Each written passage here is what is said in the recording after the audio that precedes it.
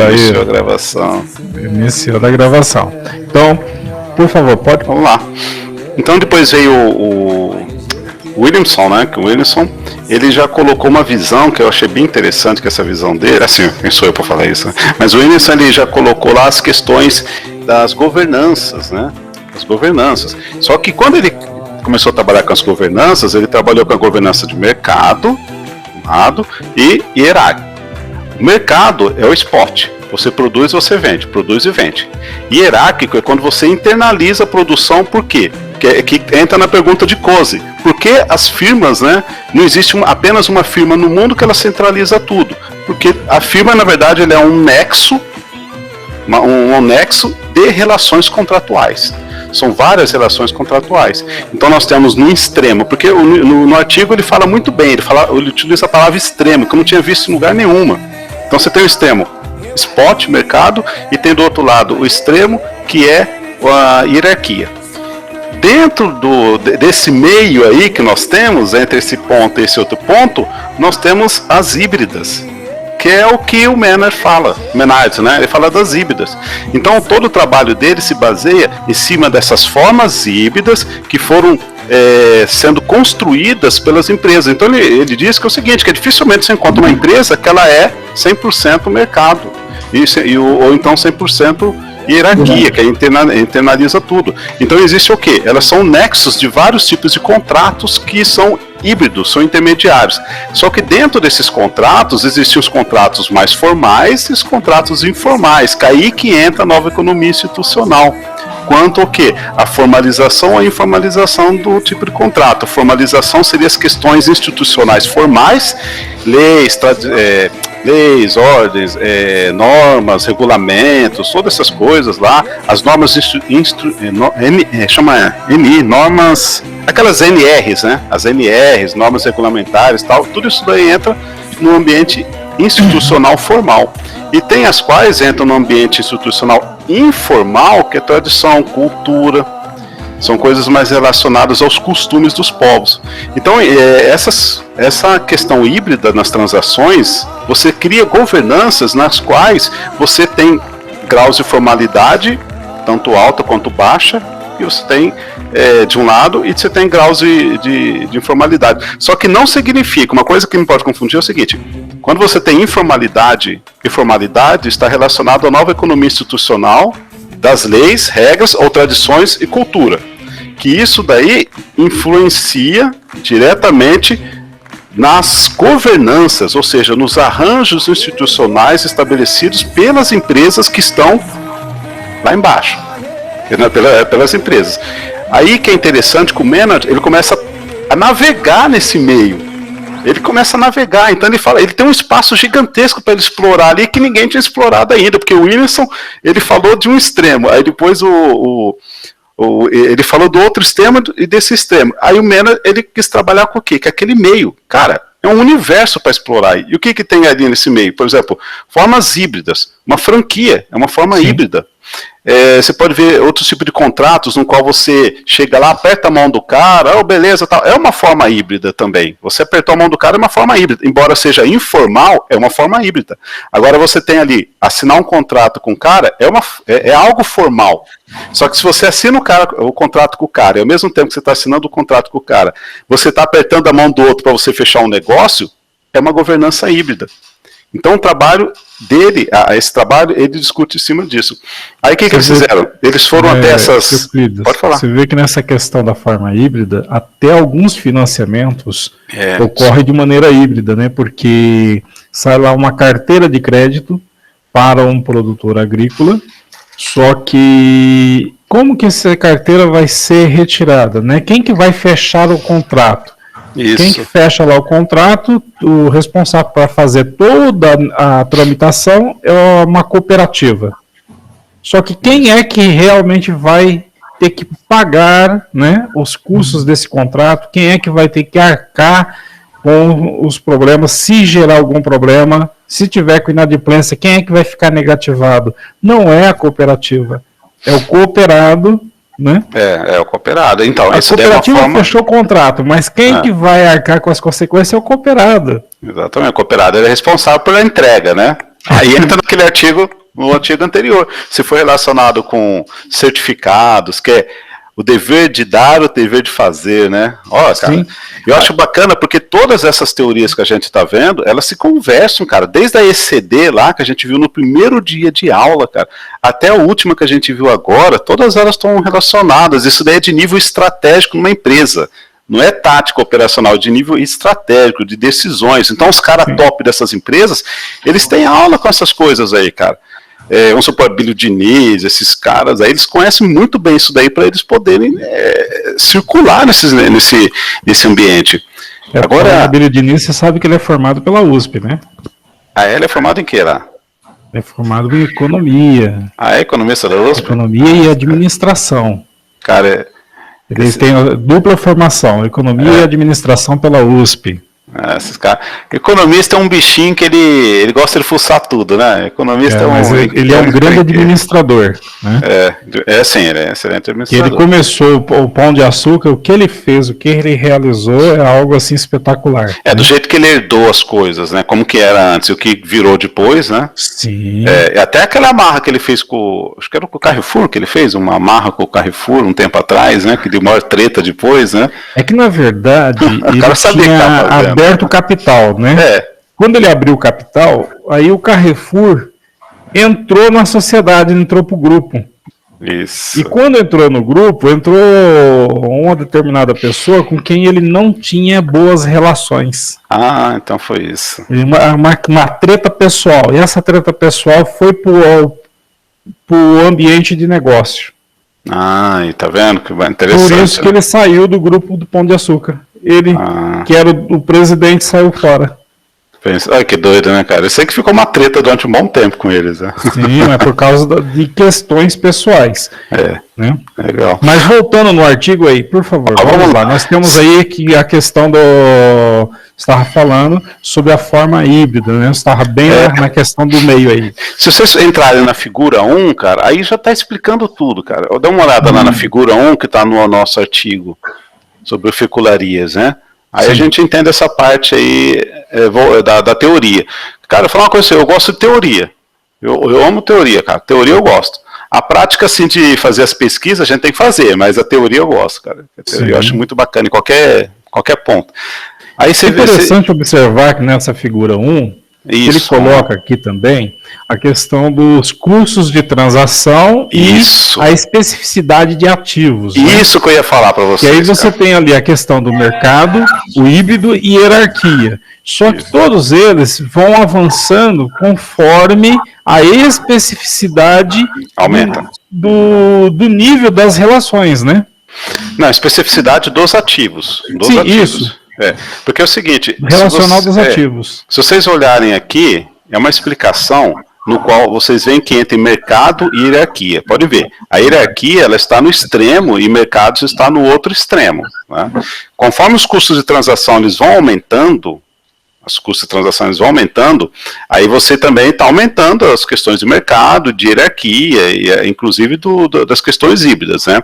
E a especificidade dos ativos, conforme elas vão aumentando, é melhor você trabalhar com hierarquia, quanto mais específico for. Por quê? Porque o que é a especificidade de um ativo? É de repente você precisar produzir alguma coisa para uma determinada firma e você ficar muito dependente dela, você fica quase que internalizado na empresa por meio de contratos e regras. Eu vou dar um exemplo para vocês interessante, que o pessoal usa muito, McDonald's. O McDonald's, ele tem lá algumas fazendas que pertencem a terceiros, onde produzem ali alface. E tem alguns lugares que produzem também, produtores rurais que produzem a carne. Então, tanto a alface quanto a carne passa por um crivo como se faz assim, de uma fiscalização do McDonald's bem pesada mesmo. Para quê? Para que o produto seja produzido naquela qualidade que eles querem. Tem que ser naquela qualidade mesmo. Então, no caso, essas empresas, elas estão praticamente internalizadas dentro de todo o sistema produtivo, da cadeia produtiva ali, vamos chamar de sistema, né? Produtivo ali do McDonald's para oferecer aquele produto. Então, a dependência dela é tão grande que os ativos dela ficam específicos para atender aquilo que o McDonald's quer. E quanto mais específico o seu produto é para aquela empresa, você fica mais amarrado a ela.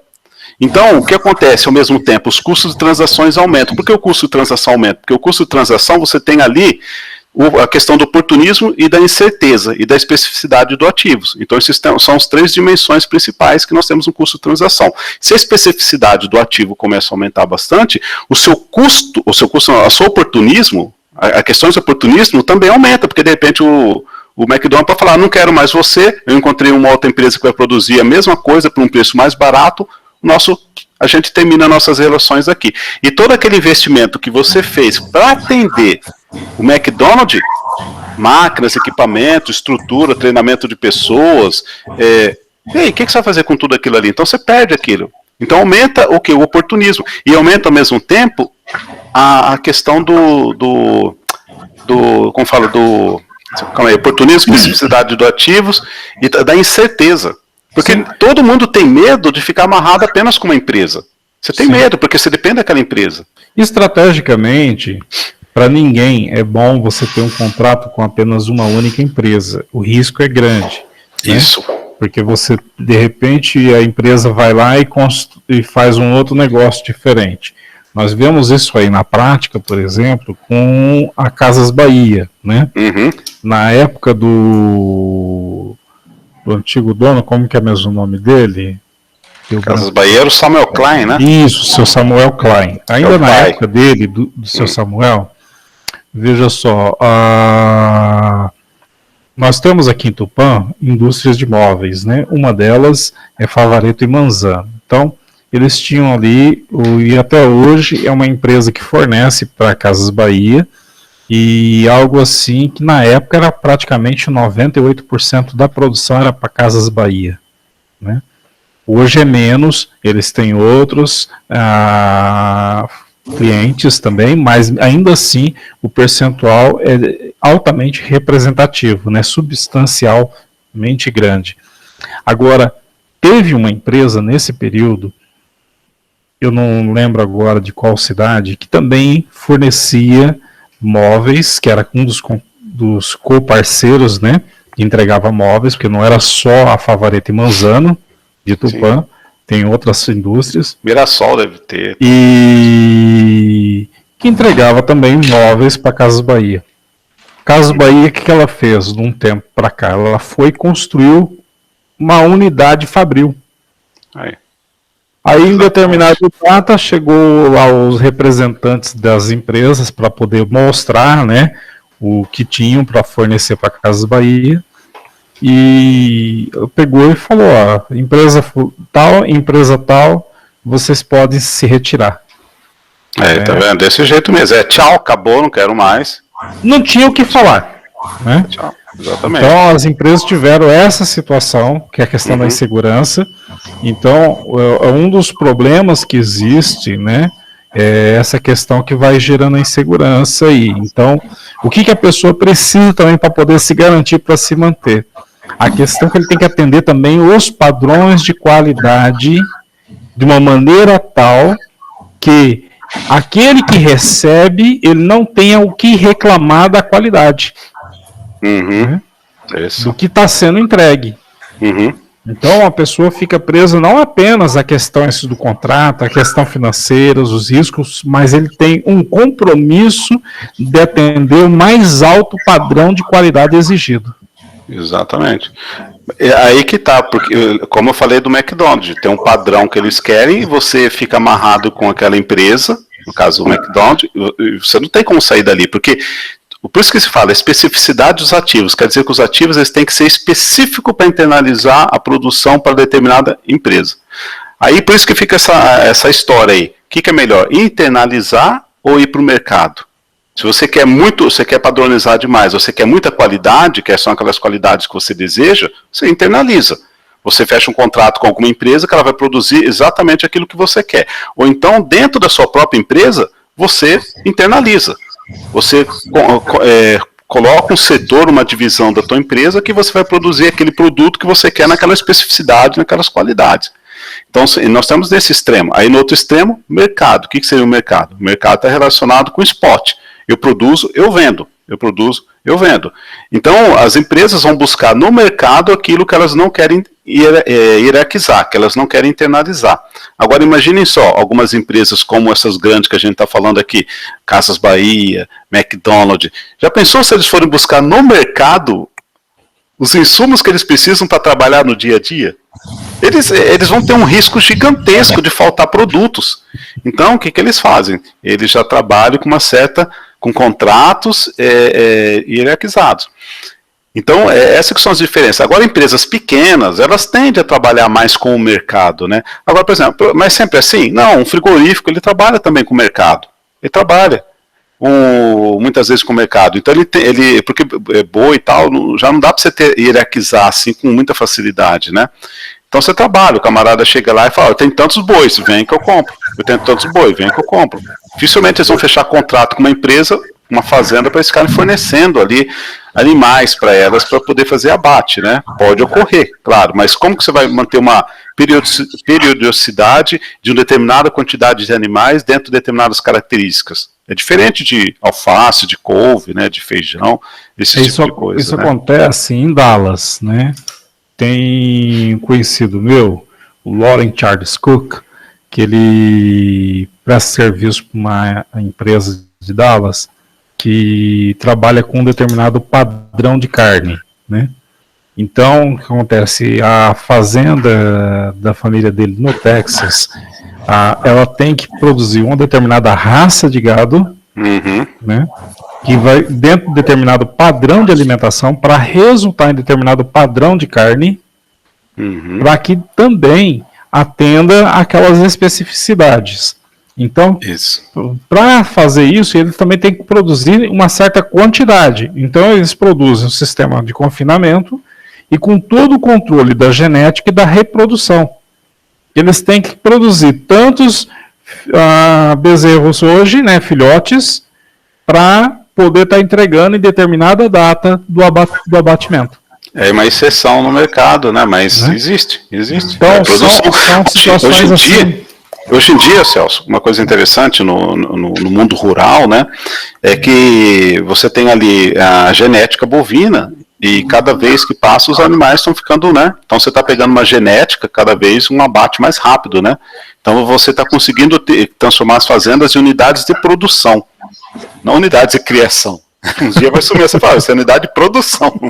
Porque hoje, com 18 meses, você já pode abater um boi, né? Então, daqui a um tempo, estão falando que em 14 meses você já vai abater um boi, cara, entendeu? Então, unidade de produção, vai produzir, vai entregar. Eu quero 300 por mês não, por ano, sei lá. Você vai conseguir entregar, cara. E cada vez em espaços menores, hein? Olha só que loucura, né? Aí, vocês estão vendo aí embaixo, onde está escrito confiança, rede relacional, liderança e governança formal. Conforme você vai se aproximando da hierarquia, ou seja, da especificidade dos ativos, você passa da confiança, que a confiança é um aperto de mão, cara. É um aperto de mão, é esse tipo de acordo, para você chegar numa rede relacional, que você já tem uma rede de relações com a pessoa, você já tem uma tradição, ainda está misturado também a questão formal e informal aqui. Aí depois você chega na parte de liderança, onde as questões informais já estão cada vez ficando mais reduzidas, até que você chega numa questão formal mesmo, que é o contrato, é o que manda, é o que está escrito no papel. E você está totalmente internalizado ali na empresa, né? Você já está numa questão de hierarquia. E o Menard, ele trabalha nesse meio que ele chama de híbridos. É esse meio que faz toda a diferença para a gente. Porque aqui no artigo, ele começa a mostrar que as empresas que trabalham com as fecularias, que eu estava lendo lá, são 8 empresas familiares e 3 cooperativas, né? Essas empresas, elas estabeleceram dentro desse setor determinados tipos de governanças que elas não são governanças totalmente de mercados. Então mistura mercado com hierarquia. E você tem o quê? As formas híbridas. Nenhuma delas é 100% puro mercado ou puro hierarquia. Elas são formas híbridas. Então, ao longo do artigo, ele vai explicando como que funciona de uma forma geral essas 11 unidades que eles mandaram os artigos e começaram a fazer as perguntas, né? Por falar nessa questão aí, que como são 11 que eles identificaram, né, que 8 são familiares e 3 cooperativas, eu acho que tem alguma coisa na parte da introdução que o Kunihiro tinha preparado para falar, Kunihiro? Verdade, Kunihiro, você falou que ia fazer uma introdução. Não, resolvendo não, pode. É que nós embalamos conversar aqui e acabamos esquecendo que você tinha aí a primeira parte, né? Então, quer introduzir alguma coisa para nós nesse assunto? Porque, e principalmente o pessoal que depois vão visualizar o vídeo, eles ter uma noção mais clara aí, porque o Euclides já está entrando em alguns detalhamentos da teoria, né? E aí você pode fazer essa parte introdutória aí, que fica uma coisa bem legal entrar nesse assunto, né? Eu vou ver o que não foi abordado. Acho que praticamente vocês falaram tudo aqui. Deixa eu só ver aqui o que me chamou a atenção.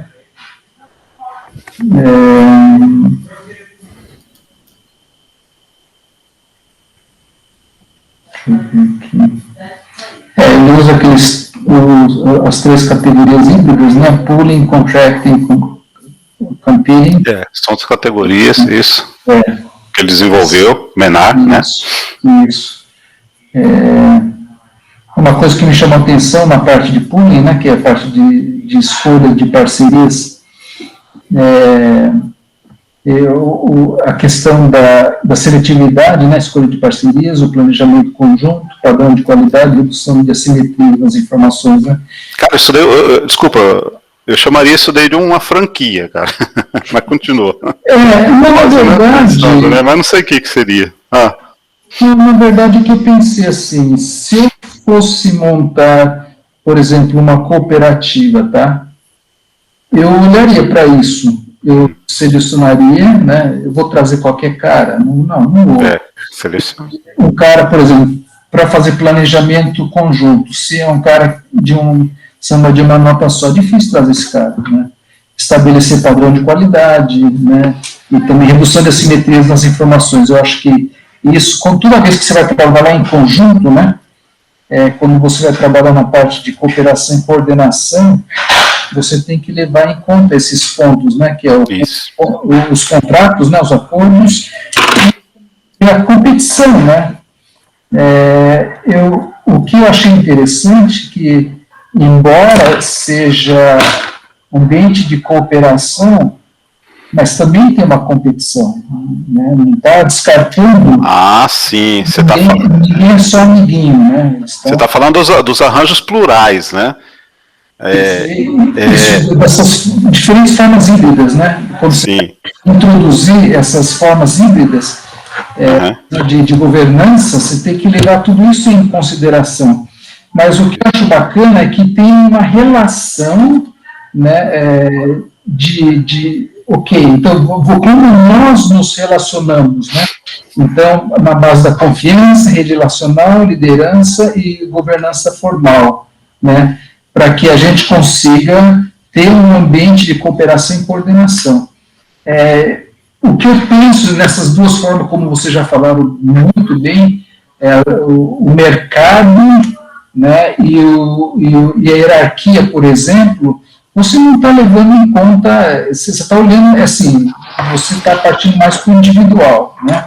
E aqui, quando você quer fazer algo que, né, já falaram isso no artigo anterior, nesse artigo também, você quer ganhar mais governança e diminuir custo, então vamos pensar em juntar, né, vamos juntar. Então, network, né, rede relacional, etc. Então, aí, essas formas plurais de governança funcionam bem, né. Exato. Você falou de uma coisa aqui interessante que o Menar ele estabeleceu, né? Das formas híbridas, ele começou a fazer uma classificação dentro das formas híbridas de como que as empresas operam ali, né? Utilizando vários tipos de contratos, né? Então ele teve que estabelecer ali como que as empresas estabelecem também as suas relações por meio de alguns atributos, que é confiança, que mistura ali questões também tradicionais do mercado, né, que já entra na NEI, que é a nova economia institucional. Então tem vários assuntos. Então, por exemplo, você falou ali seletividade, né? Claro, você vai, como você falou, não é de um cara de um samba só.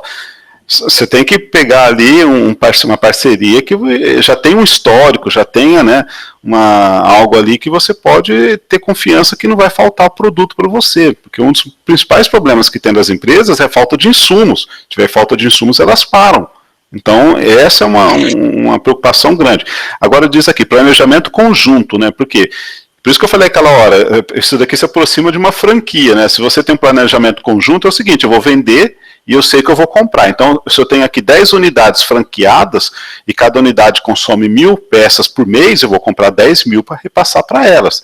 Agora, elas têm que o quê? Elas têm que ter ali uma similaridade, uma resposta para aquelas unidades que eu vou comprar poder passar para elas, né? Então, está relacionado isso daí, assim como ele fala padrões de qualidade. Então, eu creio que seja uma franquia isso daqui, né? Você aproxima muito. Sim. E nível de informação, porque quando você é um franqueado, você sabe também que o outro camarada é um franqueado, ele está estabelecido sobre as mesmas regras.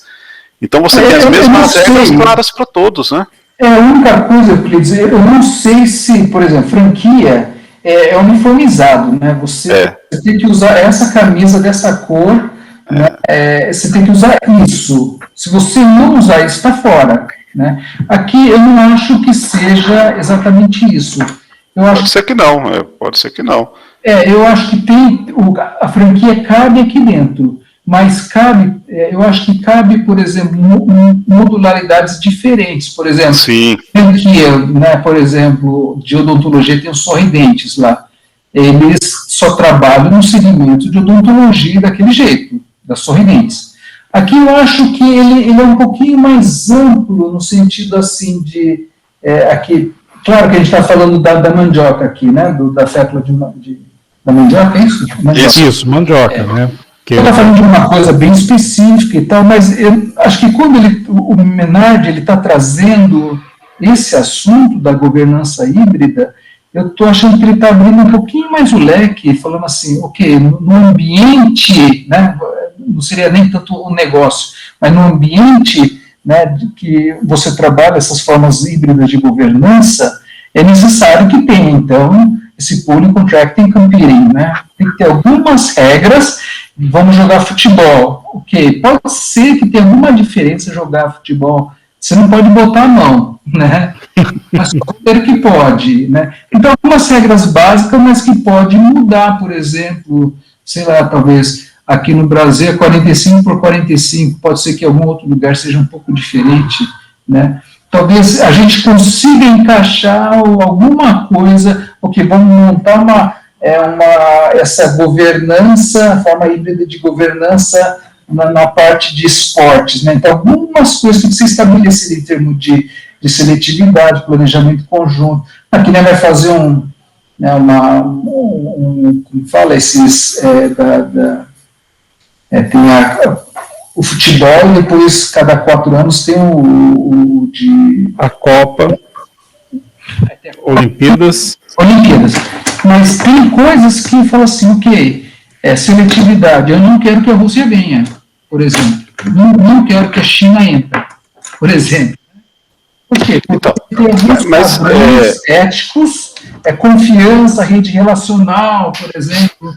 Não quero que esse cara entre, entendeu? Então tem algumas coisas, assim, num sentido um pouco mais, não tão diferenciado, específico, né? Um pouquinho menos específico. Aqui, o Stephen, aqui tem pooling, né? Pooling. Considera ainda 3 formas, né? Então, o pooling ele falou lá em cima também, né? É uma forma híbrida, só que ele conseguiu identificar o pooling dentro de formas de governança, né? Então, dentro das governanças híbridas, ele identificou uma categoria que ele chama de pooling. E dentro dessa categoria, pooling, ele deve ter dito que pode ser o quê? Tem aqui no outro parágrafo, né? Planejamento conjunto. Mas aqui, por exemplo, se vocês olharem aqui do lado esquerdo, no terceiro parágrafo, ele fala assim: Menard, 2004, fez então uma revisão cronológica destinada ao estudo desses arranjos, tal. Os principais arranjos contratuais híbridos descritos por Menard são subcontratação, redes, franquias, cooperativas e alianças. Então, esse pool, ele pode se encaixar em qualquer uma delas. Exatamente. Aí, então, uma delas. Exatamente. Então, ele pega essas ideias aqui, e essas ideias são encaixadas em uma delas. Então, o pooling é uma das categorias que você tem. Exato. Mas não significa que você tem a categoria pooling, você exclui a contracting. Eles vão estar no mesmo. Agora, por exemplo, se você coloca aqui, contracting, né? Relaciona-se ao fato de que podem existir acordos entre os agentes na estrutura de governança mais ou menos formalizados. Então a preocupação dele é o seguinte: você tem um contrato, só que ele pode ser um contrato formal ou informal. Ele pode ser meio a meio. Também ou seja, são simultâneos à existência do pooling. São simultâneos. Só que, dificilmente, por exemplo, se você pega algum tipo de pooling, que ele é muito... pode ver que os poolings, eles já podem ser uma coisa um pouquinho mais próximas ali de um certo engessamento, né? Ou seja, é algo que está mais à direita do que à esquerda, porque não é mercado, então você tem que ter umas relações ali um pouquinho mais próximas. Então, cada um desses que ele está colocando aqui, ele pode navegar em qualquer um desses lugares aqui. Só que a partir do momento que você faz uma seleção da sua parceria, você faz um planejamento conjunto, então já requer uma estrutura que ela já se aproxima muito mais da hierárquica. Por quê? Porque você depende muito da outra, do que os outros vão fazer para que você possa também se movimentar dentro do mercado. Você vê isso na hora que ele relaciona ali as determinantes na hora de aquisição da mandioca, né, dessas fecularias. Você vê que tem praticamente duas determinantes que ele separa, que ele colocou inclusive em duas tabelas diferentes, né, que um está mais relacionado à distância e o outro relacionado a um outro fator, né. Então, essas diferenças aí é o que vai determinar algumas das questões contratuais que eles vão estabelecer, né? Porque um está sob contratos e o outro sob distância, exatamente, contrato e distância. A tabela 4, olha que interessante a tabela 4. Ela já diz ali, concorrência, concentração de fecularias, tal, e ele faz uma relação com A, B, C, D até o K, né? Então, ali, planejamento de longo prazo, FG.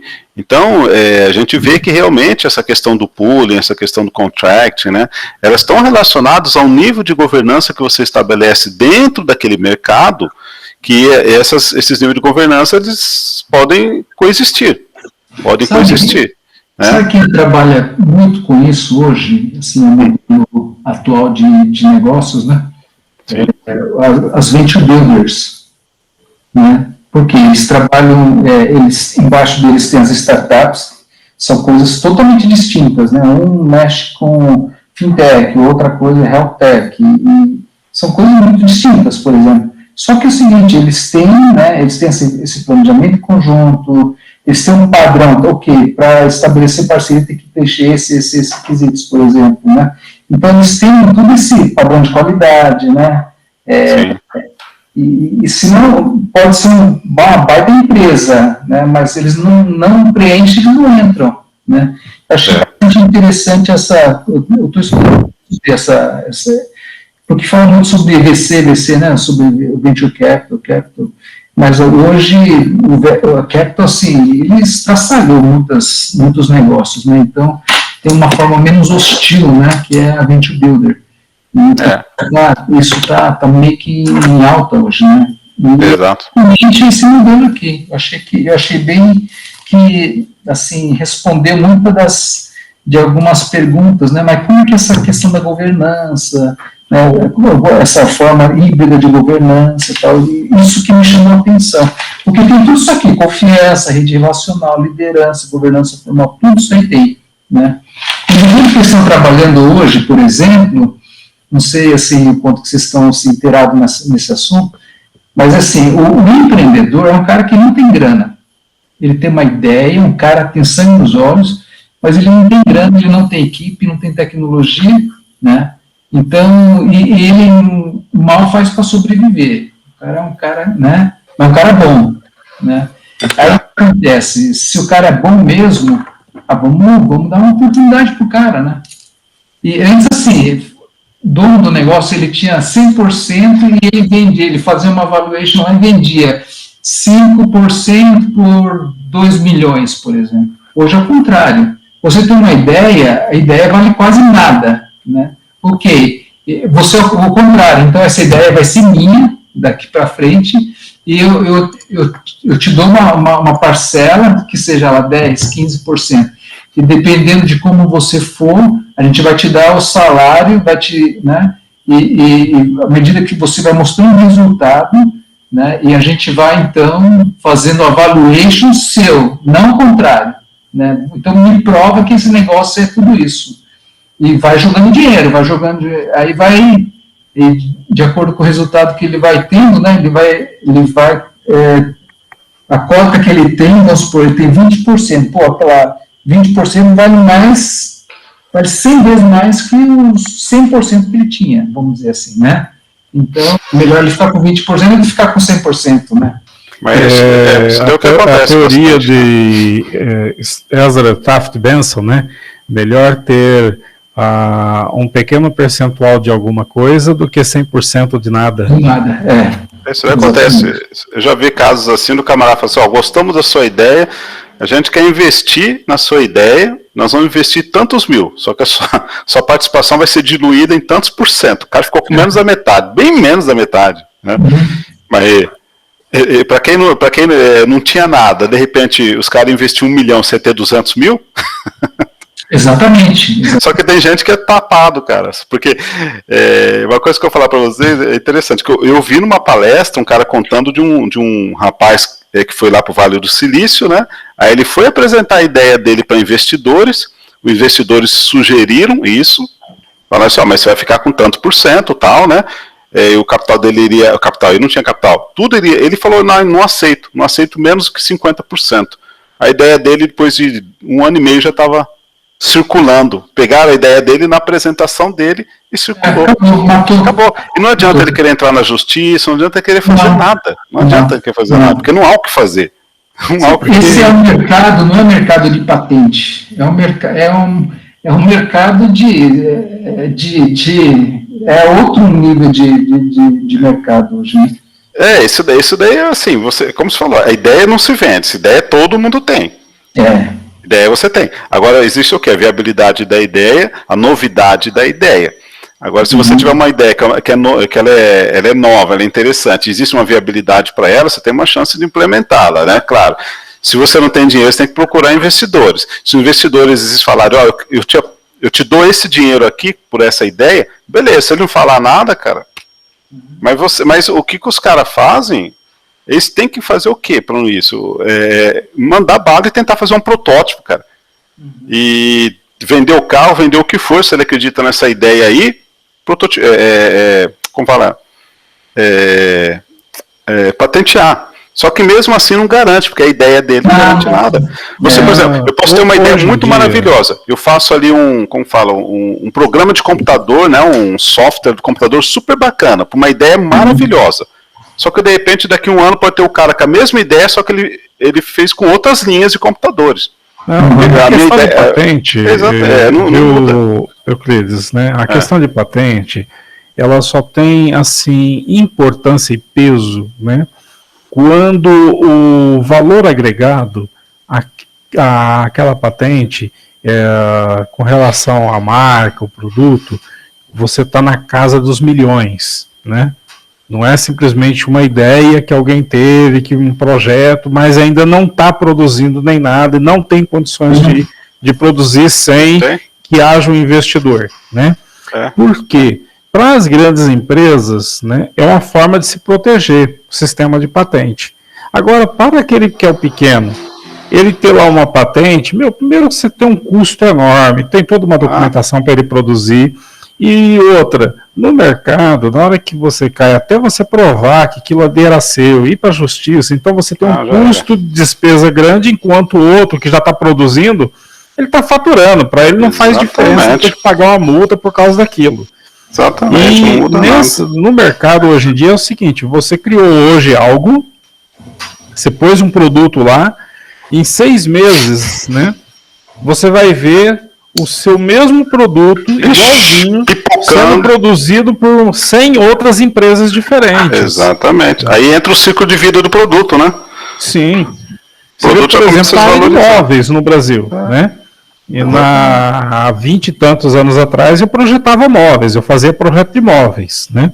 E um dia o Walter Manzano chegou e falou, olha, o problema nosso é o seguinte, eu tenho que estar contratando o seu serviço para estar desenhando direto e eu não tenho como ter um produto que fique fixo, porque eu pus o produto lá, daqui um pouco o concorrente viu, já está produzindo igual. Isso. Né? Então você tem esse problema no Brasil.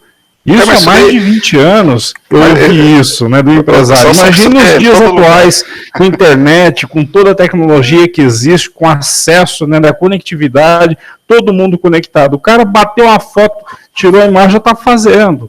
Então a questão é quando o investidor ele está querendo investir na ideia, ele não está investindo só na ideia, ele está querendo investir naquela pessoa. Exatamente. Né? No pai da ideia, ali no caso, porque ele falou, não, eu gostei da sua ideia, de repente vai ser interessante. Você está gerenciando, está envolvido, é interessante, né? É uma questão também do respeito pela pessoa e está dando a oportunidade da pessoa estar desenvolvendo aquilo de uma maneira que possa ser gerado da sua melhor forma possível e também, quem sabe, esse indivíduo também ele vai vir com outras ideias boas. Claro. Exatamente. Não, mas é isso daí mesmo, Celso. A ideia, quando o camarada ele apresenta uma ideia, a ideia dele é o seguinte, ele tem 2 alternativas, cara, é um risco toda vez que você apresenta. O que te oferecerem lá, se for bom, você pega. Se não for bom, você tenta com outra pessoa. Agora, se você achar que você é o galão, cara, a galinha dos ovos de ouro, cara, aí você tá danado, cara, porque sua ideia vai daqui a pouco tá circulando aí e você não vai ter nada, cara. Você não vai ter nada. E geralmente eles investem nas pessoas, que é um risco, como eu tô falando. Eles investem nas pessoas geralmente por esse motivo que você falou.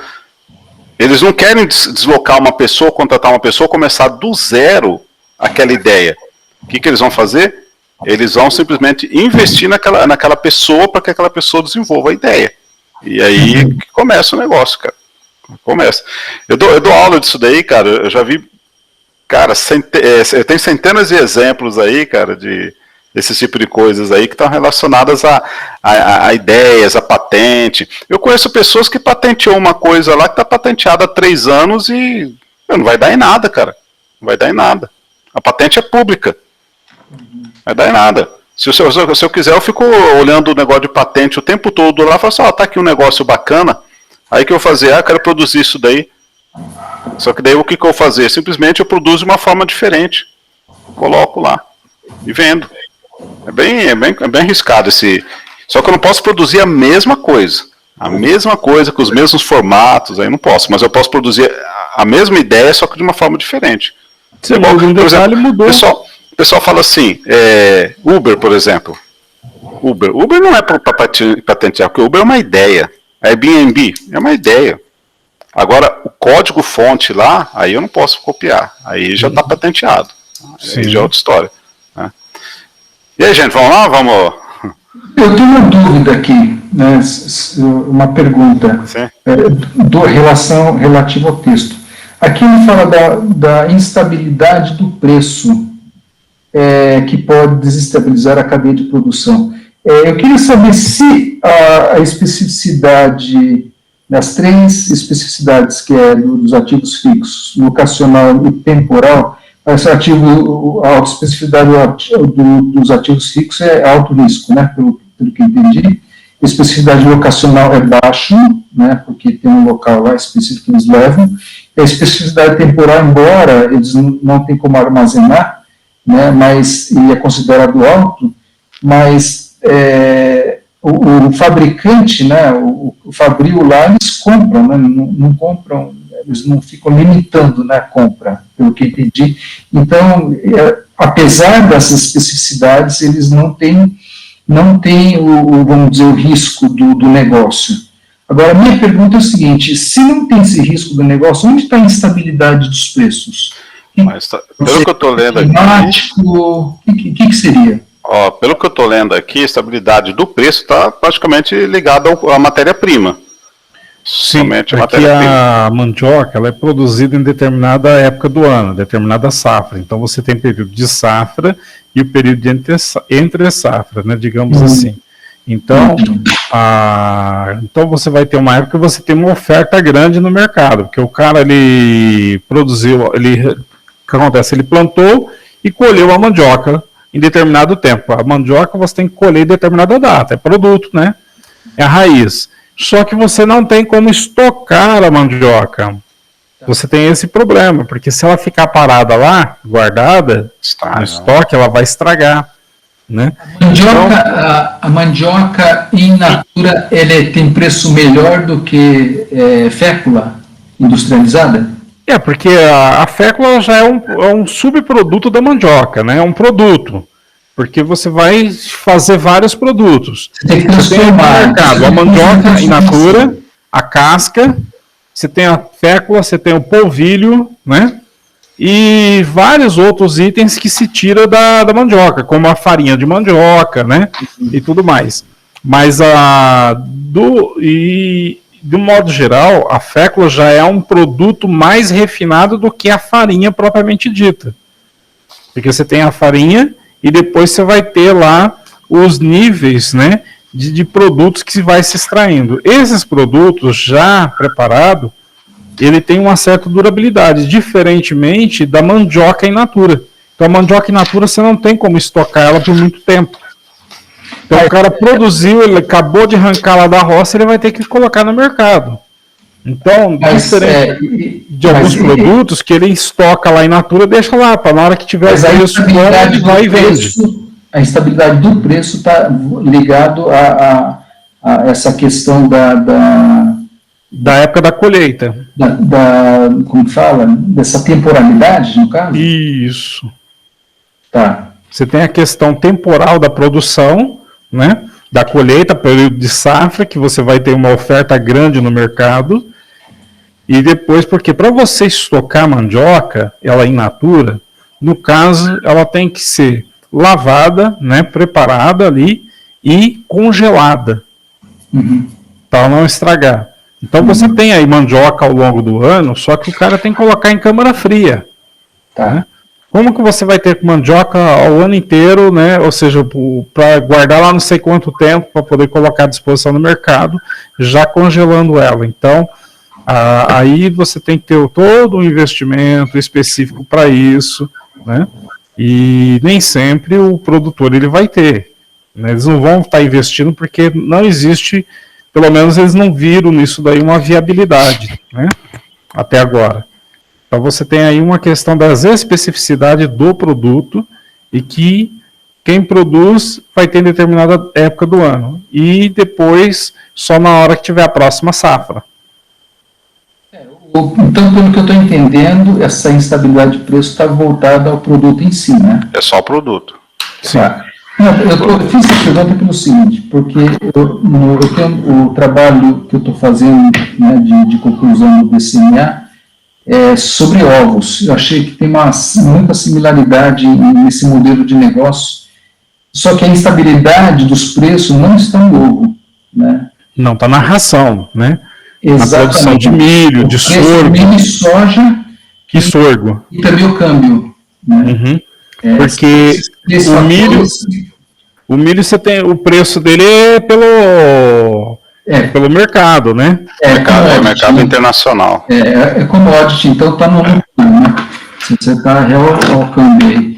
Exato. E nesse sentido, o que acontece, né? Assim, das coisas que eu tenho lido, né? Pelo menos das coisas mais recentes, eles falam que o problema, a instabilidade de preço do ovo, hoje, por exemplo, o milho e soja está um valor absurdo, né? E eles tentam, por exemplo, equiparar né, fazer uma certa equiparação, aí dispara o preço, aí o consumidor não compra. Por quê? Porque aí a carne suína acaba sendo mais compatível, eles preferem comer carne de porco do que comer ovo. Então, claro, carne é sempre mais gostoso do que, né, do que o ovo em si. Então, tem esse fator da a instabilidade não está voltada ao produto, mas sim não ao fator direto. Insumo. Fatores indiretos, né, como você falou, né? Porque a saca do milho é negociada, se eu não me engano, na Bolsa de Chicago, Nova York, né? E se o preço do dólar, né, ele aumentar bastante, os produtores preferem exportar do que vender no mercado interno, né? Exatamente. Aí aumenta o preço, e o preço do caso da matéria-prima, que seria os animais, também aumenta, né? Aí dessa forma aí tem uma reação em cadeia, né? Oi? Do milho é Dow Jones, né? Então, eu não, acho que não. É bolsa de commodities, né? Se não me engano é em Chicago a bolsa de commodities. Uhum. É a mesma que trabalha com soja, com esses produtos todos aí. Acho que é Citibolt, uma coisa assim. Eu não lembro o nome dela, cara, mas é por aí mesmo. Apareceu bastante bolsa de Chicago. Ah, então deve ser essa mesmo. Uma coisa que nunca eu entrei a fundo nesse assunto, né, de bolsa. Mas Chicago aparece bastante. Quando eu li, apareceu bastante bolsa de Chicago. Era só uma dúvida que eu tinha. Eu acho que da parte teórica, praticamente a gente abordou tudo. Agora tem a parte da metodologia e resultados, né? Sim. Gostaria de falar alguma coisa nesse sentido? Da parte de metodologia, também já falamos um pouco, né, sobre essa questão das 11 ficularias no Paraná, sendo 8 familiares e 3 de mercado. O tipo de estudo, né, multicaso, né, porque ele faz essa análise, né, tanto como vocês mesmos falaram, né, tem principalmente o modelo mais hierárquico, que são os familiares, né, mas também tem uma questão mista, né, porque eles compram, né, eles não são autossuficientes também nessa questão. E metodologia, revisão sistemática, né, usou principalmente os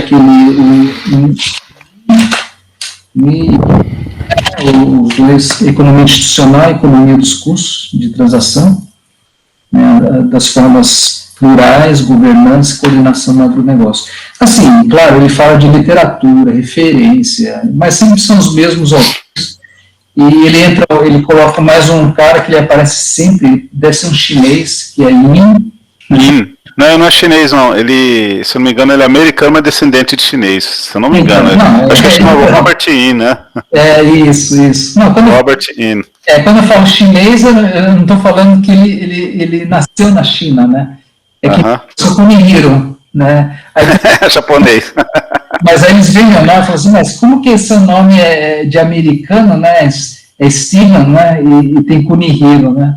Ô, Kunihiro, deixa eu falar um negócio pra você, cara. Minha esposa, ela é japonesa, ela é mestiça, né? E ela foi para fora do país um tempo, né? E o pessoal encontrava com ela lá, pensava que ela fosse, né, chinesa ou japonesa, alguma coisa assim, né, cara? E eu que já fui confundido com mexicano dentro do Brasil. Tá vendo? Mexicano é complicado, cara. Como vai falar, mas de onde que ele tirou que você é mexicano? É que é o seguinte, nos anos 90 eu estava participando de um evento religioso em São Paulo, e eu estava recepcionando um dos oradores principais, que era um americano com a família dele, né? E eles eram do estado do Novo México. Então eles estavam acostumados a lidar com muitos, né, mexicanos ali da região, tudo, e na época eu usava barba, bigode. E aí conversando com eles e tal, e eles achavam que eu era mexicano. Mas você estava falando espanhol com eles? Sim, inclusive até conversei com eles em castelhano, né? E em determinada ocasião, porque a filha, acho que era a filha mais velha do casal, ela começou conversando comigo em castelhano, né? Aí eu respondi em castelhano para ela, né? Sim. E o que acontece? Eles acreditavam que eu fosse mexicano. Quando terminou o evento, eles estavam indo embora, eles queriam saber o que eu estava fazendo no Brasil. Rapaz, você tá com moral, hein? Aí você falou assim, eu sou brasileiro. Escuta, você é mexicano, o que você está fazendo aqui no Brasil? Boa. O que você está fazendo? Meu pai é texano. Cara? Ele é texano, ele nasceu perto da fronteira, ali, 2 horas da fronteira com o México. Sim. Caraca. Meu avô tinha um sítio lá no México, né? Tinha uma terrinha lá. Então seu pai, ele costumava chamar mexicano de wetbacks. Wetbacks? Não, isso. Dorso molhado. Sim. É a forma que os americanos chamam os mexicanos. Bom, mas assim, depende de com quem você está fazendo fronteira, né? Porque aí tem alguns nicknames, assim, né? O meu pai, então, quando ele veio para o Brasil, ele falava mais castelhano, não falava nada de português, né? Ele falava bem castelhano, assim. E ele casou com a minha mãe, que é japonesa do Japão. Ela é imigrante. E meu pai não falava quase nada de português. Assim, não falava nada de português. E meu pai não falava quase nada de japonês. Vixe! Por isso que deu certo. Aí, exato. Até um aprender a língua do outro não dá para separar. Não dá para brigar também. Interessante, porque meu pai aprendeu muito japonês, minha mãe aprendeu mais ou menos inglês, né? Mas a língua em comum era japonês. Que interessante, velho. Vocês foram educados em japonês, que é o idioma, né, da materno, geralmente, né? Isso, puxa sempre materno. Até entrar na escola, a gente morava num sítio, né, em Campinas, a gente não falava nada de português. Nossa! Só em japonês. Falando japonês. Nossa, que bacana, cara. Entendia inglês, não falava inglês, mas entendia. Não entendia nada de português. Eu tentava distinguir japonês, né? Mas é assim. Então por isso que o seu nome é Stefan, né? Steven. Na verdade, se for na Europa é Stefan, né? Stefan. Se for nos Estados Unidos é Steven. Steven, nossa, né? Rapaz, eu vou falar uma coisa pra você, cara. Eu curto pra caramba a cultura oriental, cara. Mas se casou com uma, né? Mas assim, não foi. Não, ela chegou e me deu um beijo e falou assim: você vai ser meu marido, né? Eu falei, tá bom, então, né? Não fui eu que escolhi, cara. Você já começou praticando, ela que manda. Você vai ser meu marido. Eu brinquei, mas aí acabou, né, cara? Mas, cara, olha só uma coisa que eu tô fazendo já faz 6 meses, cara. Depois de terminar aqui, o que eu vou fazer, cara? Olha só. Não sei se tá aparecendo pra vocês. Você tá estudando kanji? Não, é chinês, cara. Chinês. Ela é chinesa? Não, ela não é chinesa. Aqui eu gosto da cultura oriental, cara, pra caramba. E eu tô já estudando chinês já fazem... mandarim, 4 meses, cara. E eu tô ensinando o meu filho. Então, enquanto com o meu filho pela internet, a gente começa... sabe? Eu acho muito legal, cara. Acho muito bacana, cara. Eu sei que é muito difícil, cara, mas você tem umas horinhas vagas aí, umas 2 horinhas aí por semana, dá pra aprender alguma coisinha pela internet, né, cara? Mas não é aquela coisa que você vai se aprofundar, mas é porque eu gosto. Eu gosto da história da China, eu gosto da história do Japão, eu gosto da história do Oriente, assim, de forma geral, cara. Muito pra caramba, acho muito bacana, cara. Acho muito bacana. Eu já estava conversando com você aquela vez lá, Celso, sobre os Shoguns, né? Você mandou um negócio pra mim sobre os Shoguns, a época lá dos Shoguns, né? Não, Shogun não, a Shogun foi um pouquinho depois, né? Mas na época dos samurais lá, que estava aquela guerra lá, como chamava aquele momento dele? Seppuku? Não lembro. Você faz o... É um período que ocorreu no Japão que durou uma guerra de mais ou menos 100 anos, cara. Foi um período que até chegar a família diferentes, porque a família imperial e tomar conta do país, né? Eles não tinham só uma família real, né? Eram Sim, vários tinham povos, né? vários clãs diferentes e entraram em muito conflito, né? Até que acontece, foi eliminando aqueles que poderiam tomar o poder, até ficar uma única família que realmente dominasse, né? E estabelecesse uma dinastia que fosse uma governança de todo um reino completo. Porque cada um, eles governavam regiões, não governavam o reino por inteiro, né? A mesma coisa aconteceu na China no período de Temujin, né? Temujin, ele era um conquistador que resolveu conquistar todos os reinos, né? E é interessante nós falar de Temujin, né? Porque ele ficou conhecido como Gengis Khan, né? O príncipe dos conquistadores. Temujin, ele, por mais que ele enfrentou batalhas, né? Para poder conquistar reinos, a primeira vez que ele utilizou a pólvora como artifício bélico, né? Como arma de guerra, porque a pólvora era apenas um instrumento para fogos e artifício, né? Festas, E foi utilizado como instrumento bélico, foi por Temujin, né? Para instrumento de defesa, não era nem de ataque. Como instrumento de defesa contra um exército que estava invadindo de um outro povo diferente. É interessante isso, né? Porque a origem das armas de fogo, ela não se origina no ataque, mas se origina na defesa. E mesmo a evolução dela, né? Uma outra hora nós podemos até falar sobre a evolução da arma de fogo e como que surgiu os mosquetes, né, de William Congreve, que é carregado pela culatra, porque antes era o bacamarte carregado pela boca, né? E é até interessante um assunto, uma hora a gente falar sobre isso. Mas voltando aí o nosso artigo, né, Stephen, você estava falando aí, faltava aqui na parte da conclusão uma coisa interessante, né, que os autores falam sobre a questão da economia institucional, né. Então, o que você tinha para acrescentar para nós aí sobre isso? Economia institucional? Deixa eu ver aqui.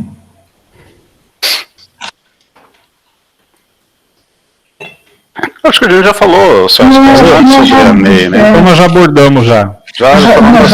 Já tinha entrado em metodologia, fiz só um apanhadinho, que aí ele entra nessa questão de estudo de caso, né?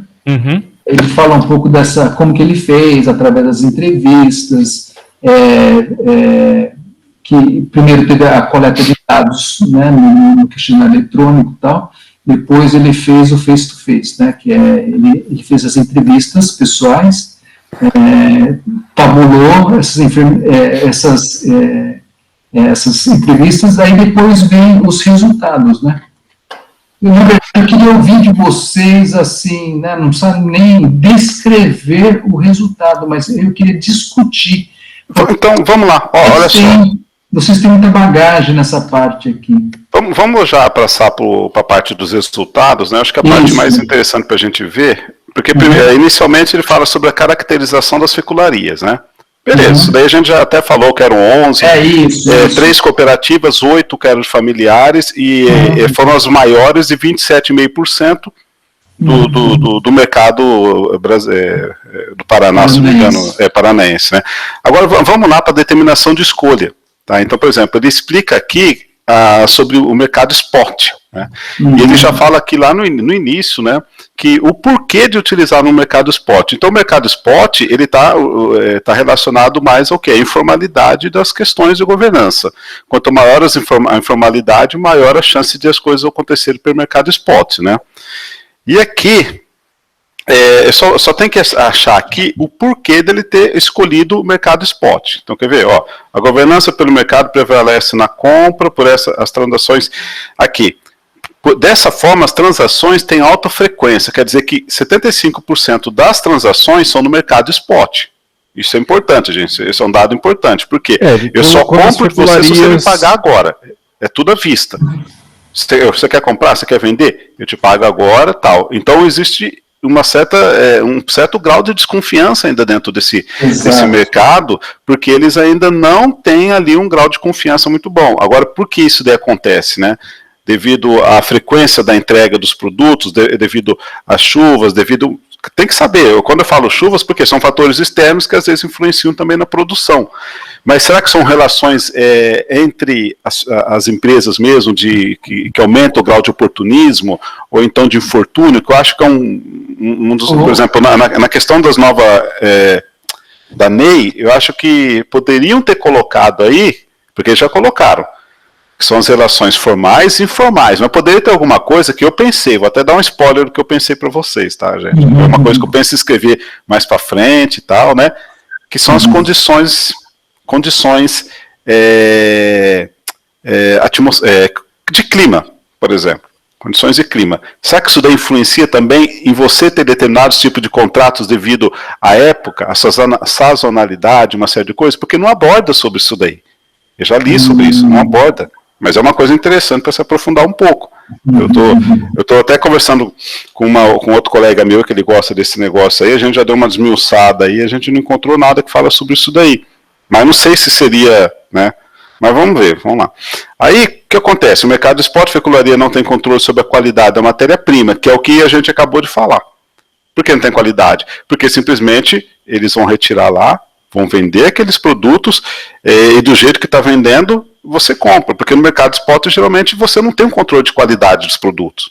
Não existe essa preocupação de qualidade. Você compra porque você precisa, outro cara vende porque ele tem no estoque. Ele pode ter colhido antes, pode ter colhido depois, então muitas vezes os produtos já podem vir, né, com tratos culturais e variedades misturadas, né? Eu não conheço muito a questão da variedade. Né? Tem uma questão também da mandioca, né? Que não só envolve a questão da variedade de produtos, né, porque tem umas que são mais amargas, outras mais doces, né, e tem umas inclusive que são venenosas. Você tem uma outra questão que envolve o método de colheita, a forma que foi coletado e a forma que foi feito o transporte, porque a mandioca você não pode ter impacto. Né?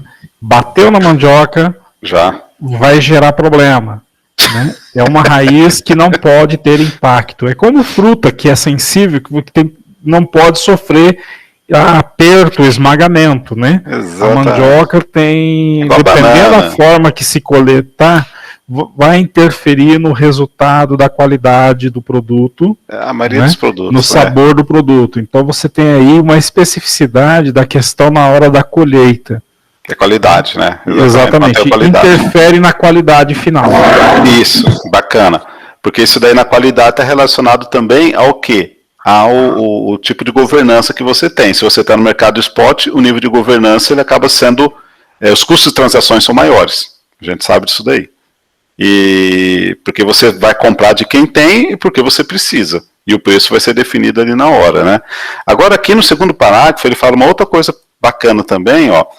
Ele diz o seguinte: segundo os entrevistados, o relacionamento de longo prazo e a confiança são características importantes para a negociação. Olha aqui uma informalidade em relação à confiança. Confiança é uma questão informal. Tá?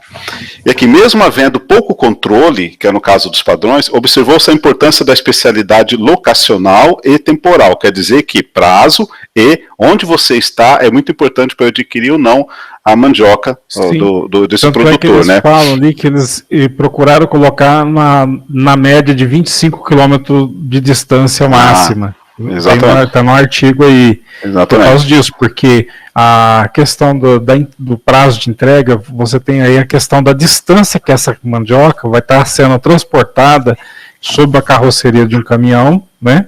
E o que poderá acontecer no caminho, né? Porque a questão de solavancos, pancada que essa raiz vai receber, né? E impacto, e que isso vai alterar o sabor final do produto. Exato. Aí, então essa parte aqui inicial que a gente já tem um ponto importante lá, né, que a gente trabalha com essa questão da informalidade e tal. visto que as fecularias priorizam a aquisição de lavouras mais próximas, que foi o que a gente falou, período de colheita e tal.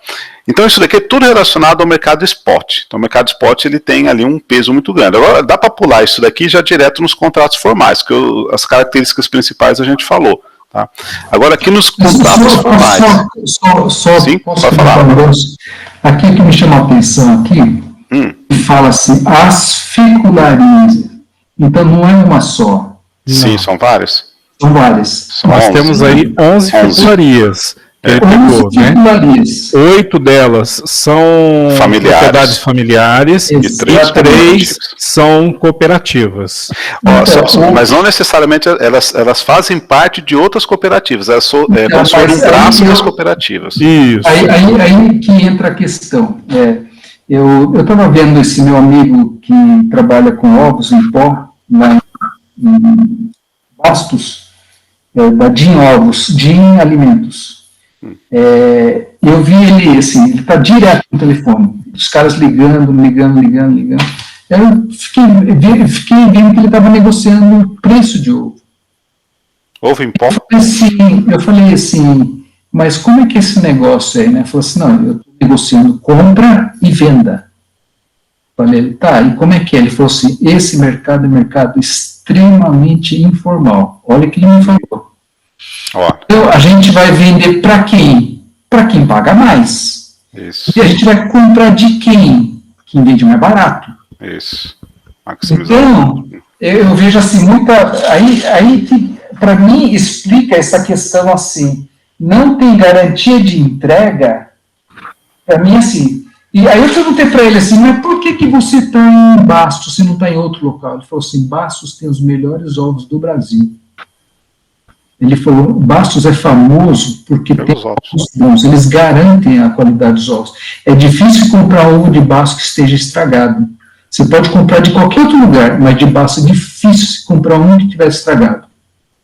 Então, eu acho que entra essa questão que entre eles, isso é velado, tá? É velado, não está nem no artigo isso. Mas, para mim, eu acho que acontece a mesma coisa. Eu acho que sim. O mesmo esquema aqui de leiloamento. Eu tenho 11 fecularias. Eu vou vender para quem? É para quem paga mais. Exato, exatamente. Exatamente. Porque o mercado spot é esse mesmo. O telefone não paga, parece bolsa, sabe? Você está ali na bolsa de valores, você está ali no pregão, ali no parece aquilo, cara. É uma coisa impressionante. Eu vou falar uma coisa para você. Nesse momento aqui, onde que estão os atravessadores, cara? Os intermediadores. É aqui que está aquela galera que ganha dinheiro sabendo quem precisa e quem tem. Ele faz a ligação ali entre os caras. Mano. Se bobear, eles têm até caminhão para buscar a mercadoria num lugar e levar no outro. Porque o mercado é spot. Então ele só está o quê? Recebendo de um, passando para o outro, ficando com lucro ali, né? Ele está só fazendo as vendas, intermediação. Porque os mercados deles, consumidores, provavelmente estão espalhados por vários lugares. No caso aqui da farinha, né? Nem precisa ser essas 11 aí, pode ser outras. Né? Uma das coisas que acontece também nessa questão de farinheiras, né? Que às vezes você tem alguém que produz e tem aquele que é apenas um atravessador, que ele compra a produção ou fecha um acordo com alguém que vai produzir para ele ter aquela mandioca que ele vai pagar e depois ele vai mandar essa mandioca para a fecularia, né? Então você tem várias questões aí em termos contratuais, tanto na formalidade quanto na informalidade, né, que ocorrem. E tem aqueles que são produtores, que são proprietários de terras, e tem os produtores que produzem, né, por meio de contratos, né, de arrendamento, contratos de meieiros. Então, tem várias questões que estão aí inseridas que não aparecem, lógico, né, na pesquisa, porque não faz, de repente, não é o objeto da pesquisa. Porque o objeto ele está focando ali aquelas questões contratuais e procurou resumir o máximo possível, por isso que ele se resume como a formalidade e a informalidade. Né? Por isso que eu acho legal, assim, a gente conversando, eu já percebo que a gente começa a ter insight, cara, isso é muito legal. de coisas que não estão no artigo, mas a gente já está deduzindo que realmente está no artigo, mas não estão explícitas. Né? Porque são os que a gente o Leviro falou do ovo, né? Eu já fiquei aqui lembrando de algumas coisas que eu sei a respeito da área, porque nós tivemos o que eu acho que foi em 2001, mais ou menos, queriam colocar um negócio de mandioca em Tupã, né, uma fecularia. E agora, de novo, estão querendo. E é um projeto antigo do Zé Vinagre, né, que é o nosso secretário aí da Agricultura e Meio Ambiente de Tupã. E então você tem todas essas questões que estão envolvidas, que acontecem nesse cenário. E também você tem a questão da plantação da mandioca, que às vezes um produtor ele está plantando, ele está faturando. Aí o que acontece? Na próxima safra, além dele, tem mais uns 3, 4 que não estavam plantando outras coisas, mas ficou sabendo que ele se deu bem, vai produzir também. É a curva da oferta, né? E aí é onde você tem essa interferência na hora da compra, né, da mandioca, os preços podem subir ou podem descer, tem essa volatilidade justamente por causa de produtores que resolvem aparecer e produtores que não aparecem, né? Dependendo da safra. Então, em uma safra você vai ter um determinado número de produtores que produziram mandioca e na outra safra, cadê? Você tem um número diferente. Mas isso daí faz parte do mercado, né? Porque, por exemplo, nós temos as famosas curvas da oferta e da demanda, né? E a curva da oferta, ela é crescente. Ela é ascendente, né?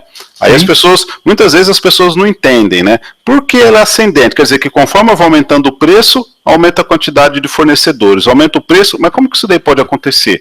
É porque o mercado é atraente.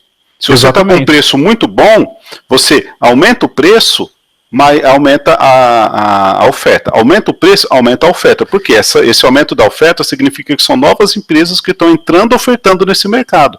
Até que chega um momento em que essa curva da oferta, ela cruza com a curva da demanda e você estabelece ali o limite de expansão da curva da oferta. Quer dizer que a partir daquele momento lá, ninguém está disposto a pagar 1 centavo a mais por aquele produto. Porque a curva da demanda, ela delimita, cair, né? Reduzir o preço. Aí depois a tendência não adianta mais entrar ali que depois o preço começa a cair. Você vai entrando novos ofertantes ali, você vai deslocando a curva da oferta cada vez mais para dentro, para fora, para a direita, ou seja, está reduzindo ali o preço do produto. E aumentando a demanda e reduz o preço. Gente, vamos ali pegar esse daqui, ó, tabela 3. Tá, uma coisa interessante disso que vocês estavam falando, a gente tem aqui, ó, número de produtores spot. Cara, eles têm uma quantidade gigantesca.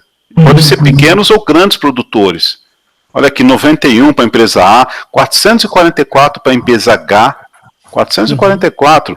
E olha, o que eu estou achando interessante é que essa empresa a distância máxima são 350, e ela é a qual que tem o menor número de produtores spot, cara. Então, tem alguma coisa aqui, cara. Então, quer dizer que ele tem a coragem de pegar lá 350 quilômetros para ir buscar em algum lugar e ele é um dos que tem a menor quantidade. Pode ser que tenha alguma coisa a ver ou não, né? Ele fala aqui, um pouquinho antes, na página 66 embaixo, ele fala assim, atribui-se a aceitabilidade da maior distância ao relacionamento de longo prazo e confiança entre e produtores. Exatamente. Por quê? Porque está estabelecido questões de informalidade ali. Quais são essas questões? Eu permito me chutar, cara, que de repente o camarada ele podia até ser daquela região, ele ter conhecimento naquela região, ter parentes naquela região, ou ele ter uma propriedade naquela região, alguma coisa assim, cara, para ele poder ir buscar. Isso é também relacionado assim, né? À questão da confiança de como que vai ser feito a colheita do produto. Lembra que é uma questão que pode amargar o produto, né? Então você tem ali alguém que garante que vai colher o produto de determinada forma e vai entregar ele com certa qualidade. Então você tem uma relação de confiança, relacionamentos pessoais envolvidos. Então, eu creio que seja esse relacionamento. Várias questões informais que acabam determinando os resultados do que vai ser depois na formalidade. Aí você vê, né, no H, 180 é o máximo que ele pega, só que ele tem muitos então pode ser que ele tenha relações de contratos mais formais com esses daqui. Então dá para a gente imaginar que esse camarada ele possa ter relações mais formais do que a empresa A, que possa ter relações mais informais. Mas, claro, isso daí é um chute meu, no caso, tá? Tá sendo um chute meu, mas dá para ter uns pensamentos dessa forma aí, porque você vai se deslocar para ir lá longe buscar? Por quê? Porque as demais aqui elas já têm questões formais com as fecularias mais próximas. Então eles não vão vender para você, eles vão vender, então você tem que ir cada vez mais longe. Tá? Mesmo o K, né? O K. A D, olha a D que absurdo. A D, ele tem uma quantidade muito grande, só que ele tem as empresas mais próximas. Então ele tem uma relação, que eu creio, de formalidade maior do que as demais. Ó. Talvez são poucas empresas são muitas empresas e são bem próximas. Não, mas aqui também fica meio claro que as pessoas estão dispostas a rodar mais. Está bem claro isso. Tá, né? Então, estão dispostas. Então, mas eu acho que, assim, entra, sim, a questão de qualidade, mas se não tiver no mesmo nível, é o preço. É o preço, exatamente. O preço é porque é o mercado spot. A gente está falando de mercado spot. Não, mas a gente está falando de mercado spot. Se é mercado spot, né? Mas essas outras vale aqui... tudo, né? Vale tudo. Mas pode ser que nesses outros aqui eles já tenham algum tipo de relações com esses outros aqui para tentar estabelecer para ir tão longe. Mas vamos lá para contratos formais para a gente... Aí aqui no contratos formais, vários fatores são determinantes para o uso dessa forma de governança. Concorrência, distância da lavoura, mercado a ser atendido, estratégia empresarial, e de modo geral os contratos são para suprir parte de uma necessidade da indústria. Geralmente o contrato tem período de 24 meses, né? Então a gente está falando de contratos, e a indústria faz a escolha da variedade, estipulando produtividade média por alqueire, também determinado por entrega. Aqui é a tabela 4 mesmo, né? Que ela está mostrando aqui as questões. Agora é interessante, essa G, a G não, cadê a? Tinha falado daquela hora. Era a D não está aqui. Concentração de concorrências, olha, a F e a G. Planejamento a longo prazo. Se a gente conseguisse fazer um cruzamento entre elas aqui, a gente poderia tirar algumas coisas interessantes, né? Sobre as relações contratuais de formalidade ou informalidade. Mas aqui que a gente consegue imaginar que está concentrado a F e a G, e a JK, e a K, e a C em questões de contratos, ou seja, elas são mais formais do que as demais. As demais elas são muito mais informais, como a H, a A, a B, a D, a E. Por isso que a D, por exemplo, a D não está aqui, por quê? Porque a D, ela vai lá longe. Ela vai lá longe, então grande parte dos produtos dela, ela vai lá longe, só que tem uma quantidade muito pequena mais próxima, então é o engano daquilo que eu falei anteriormente. Olha só que interessante, cara. Então as relações dela que ela tem para essas empresas mais próximas são de spot, e ela não tem relações, então são relações mais informais que ela tem, do camarada chega lá e fala assim, eu vou vender para você porque você é meu amigo. Eu acho que são coisas bem mais informais mesmo, porque a D não está aqui, cara. Não está aqui, nem a E. A D não está aqui. E eu imaginando que a D poderia estar por causa disso. Eu vejo? Que interessante, hein? Pode falar. Quando ele fala que assim, para atender, eu acho que tem. Aí nós temos que olhar mais o mercado. Porque, coisa assim, tem um mercado, já se fala farinha, tem tudo que é tipo de. Você tem tudo que é tipo de farinha, o mais baratinho lá até uma farinha absurdamente caro, entendeu? Então, quando ele fala para suprir parte da necessidade da indústria, mas tem a ver com o mercado específico. Então, eu acho que tem um nicho de mercado. Então, quando eu vejo essa G, por exemplo, é interessante que a Unipac, por exemplo, ele faz plástico, né? Ele faz as bombonas, é interessante que ele faz embalagem lá para Singenta, né? Aí eu perguntei, quanto custa uma embalagem dessa, né? Ele falou assim, isso aqui custa o dobro do que o nosso concorrente cobra. E por que a Singenta compra de vocês? Por causa da especificação do mercado europeu. Então, se vê que existe, aí se vê, o que acontece? Exatamente essa G aqui, ó. A Unipac, por exemplo, não vai atingir esse mercado aqui, né, nacional, para colocar plástico no Brasil inteiro. Não é esse o alvo da Unipac. Ele quer o quê? Ele quer atender um cliente específico que está disposto a pagar por uma coisa de alta qualidade. O que exige um padrão de qualidade, exatamente. Exatamente. Então, entra essa questão o mercado a ser atendido, está vendo? Concorrente, distância, lavoura, mercado a ser atendido e estratégia empresarial, esses dois quesitos aqui. Tanto é que a G... tanto é que se você pegar a G e você olhar a G, aí depois você vai no quadro 3, você olha a G só tem 72 spot. Tem uma quantidade baixa de spot. Então, realmente, a qualidade que eles têm é muito melhor, muito superior às demais. Então, ele só recorre no spot quando ele precisa. Só quando ele precisa. Ele não recorre ao spot simplesmente para trabalhar no dia a dia. E tem essa 72, é justamente isso. E depois a F, cara, tá bem amarradinha essa pesquisa aqui, cara. Fala que é uma pesquisa legal, viu, cara? A gente olhando assim, acho que foi uma pesquisa que o cara atingiu realmente aquilo que ele queria, pelos resultados dele ali, né? Sim.